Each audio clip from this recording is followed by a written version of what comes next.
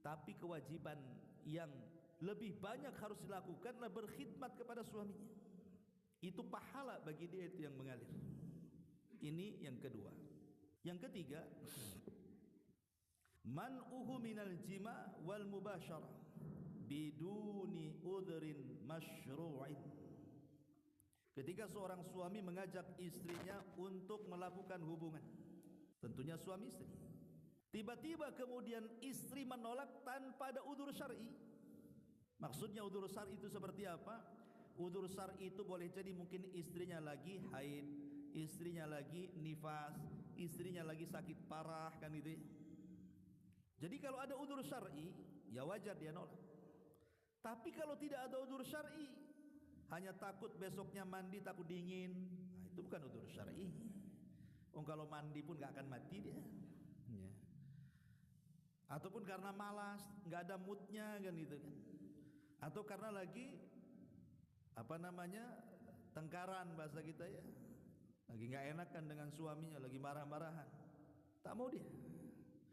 Lihat para istri, Nabi SAW mengatakan, la yahillu limra'atin idza da'a ar-rajulu imra'atahu ila firashihi fa'abat an taji'a la'anat hal malaikatu hatta tusbiha wa fi riwayatin kana alladhi fis samai sakhitan 'alaiha hatta yarda anha.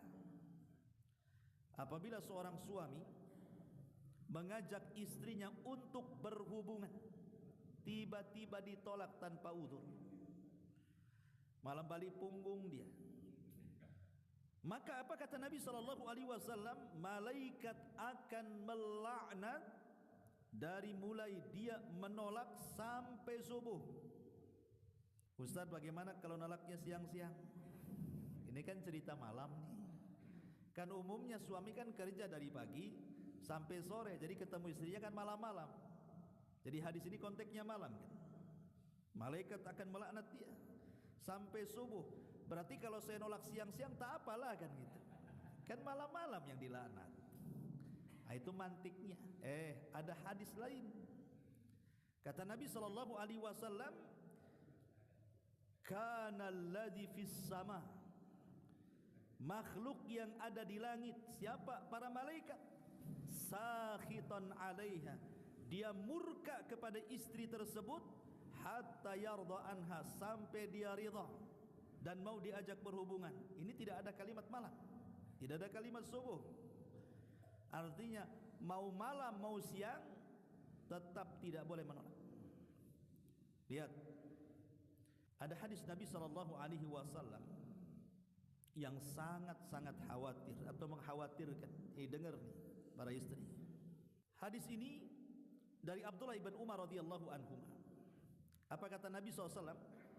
Dan hadis ini disahihkan oleh Syekh Nasiruddin Al-Albani. Ithnani la tajawaza salatuhuma ru'usahuma. Dua manusia, salat keduanya tidak akan diangkat sampai di atas kepalanya. Artinya ditolak salatnya. Salatnya ditolak loh. Salah satunya kata Nabi SAW, wamra'atun asad zawjaha, ketika seorang istri bermaksiat kepada suaminya, tidak mau dia melakukan ajakan suaminya, bermaksiat kepada suaminya. Lihat, solatnya nggak akan terangkat sampai di atas kepalanya. Bahkan lebih dari itu, wanita yang seperti ini tidak akan merasakan manisnya iman. Kata Nabi SAW, la tajidu imra'ah halawatal imani hatta tu'addiya haqqa zawjiha. Kata Nabi SAW, seorang wanita tidak akan merasakan manisnya iman sampai dia melaksanakan hak dia kepada suaminya.